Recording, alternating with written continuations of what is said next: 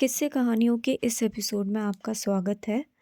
आज की कहानी का नाम है पारस पत्थर की कहानी। तो कहानी कुछ इस प्रकार से है। बात बहुत पुरानी है। एक किसान था, उसके पास सैकड़ों एकड़ ज़मीन थी। किसान बूढ़ा हो चला था। उसका एक लड़का था, उसका नाम सुरेश था। एक दिन अचानक जमींदार की मृत्यु हो गई। अब सारी ज़मीन की देखभाल उसके लड़के सुरेश के ऊपर आ गई। लेकिन सुरेश को खेती बाड़ी और मेहनत करना अच्छा नहीं लगता था। वह जल्द ही बहुत अमीर बनना चाहता था। तभी किसी ने उसे पारस पत्थर के बारे में बतलाया। पारस पत्थर एक ऐसा पत्थर होता है जिसे किसी भी धातु से स्पर्श करने पर वह धातु सोने की बन जाती थी। सुरेश किसी भी कीमत पर पारस पत्थर पाना चाहता था। उसने पारस पत्थर ढूंढने का बहुत प्रयास किया, किंतु उसे पारस पत्थर नहीं मिला।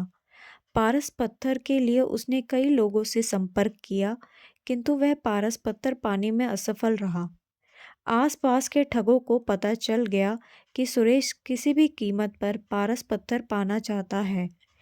ठगों ने पारस पत्थर का लालच देकर सुरेश से लाखों रुपए ठग लिए। ठगों के बाद सुरेश ठोगी बागबाओं के जाल में फंस गया। ढोंगी बाबाओं ने भी सुरेश को लालच देकर बहुत पैसा ऐंठ लिया। पारस पत्थर के लोभ में सुरेश को बहुत नुकसान हुआ और उसे अपनी कई एकड़ ज़मीन भी बेचनी पड़ी। सुरेश की पत्नी हमेशा उसे समझाती कि इन सब बातों में मत पड़ो। अपने पास बहुत ज़मीन है, उसी में खेती करो। मेहनत भी किसी पारस पत्थर से कम नहीं। किंतु सुरेश को तो पारस पत्थर की ही धुन सवार थी। एक दिन गांव में बहुत पहुंचे हुए संत आए।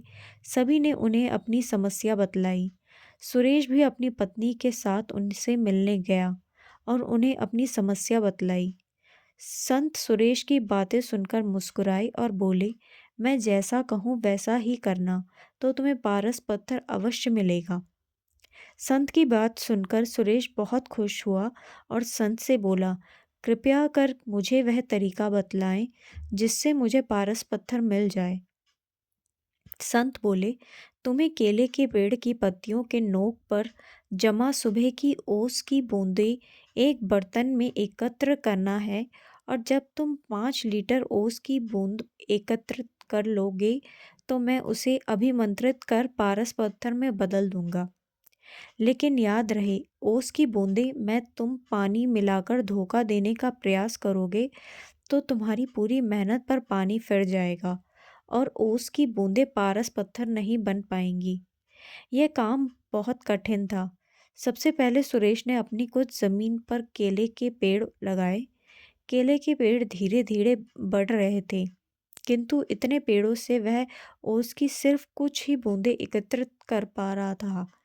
उसे लगा इतने केले के पौधों से 5 लीटर ओस एकत्रित करने में तो उसे सालों लग जाएंगे।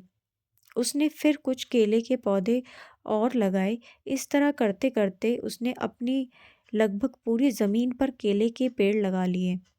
सुरेश अब इन केले के पौधों को पानी देता और उनकी देखभाल करता।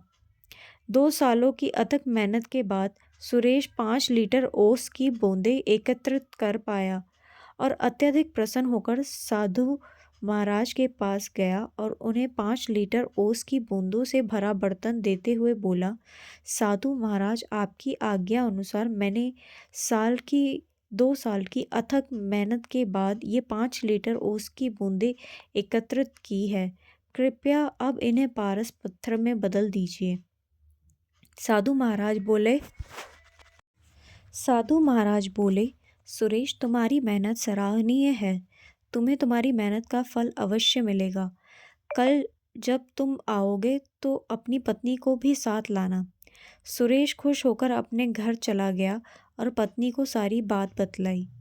दूसरे दिन दोनों पति पत्नी जल्दी उठकर नहा धोकर साधु के पास पहुँचे।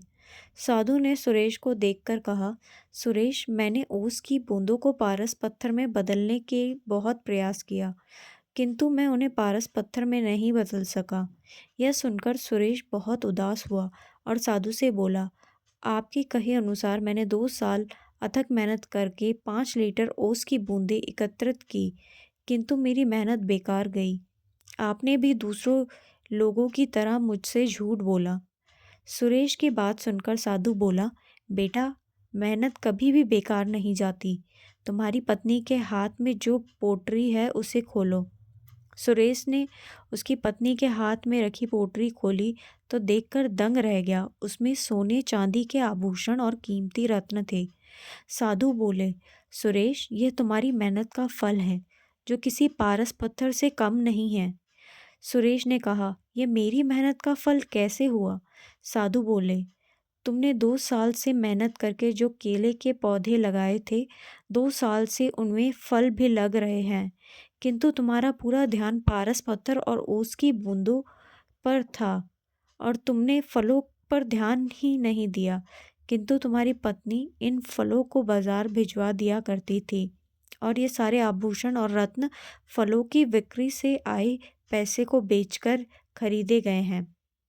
सुरेश ने मुस्कुराते हुए अपनी पत्नी की तरफ देखा और बोला, तुम सही थी, जो हमेशा कहती थी कि मेहनत से बड़ा कोई पारस पत्थर नहीं है।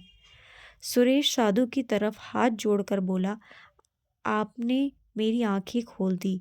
अब मैं हमेशा मेहनत करूँगा और पैसे कमाने के लिए कोई शॉर्टकट नहीं अपनाऊंगा।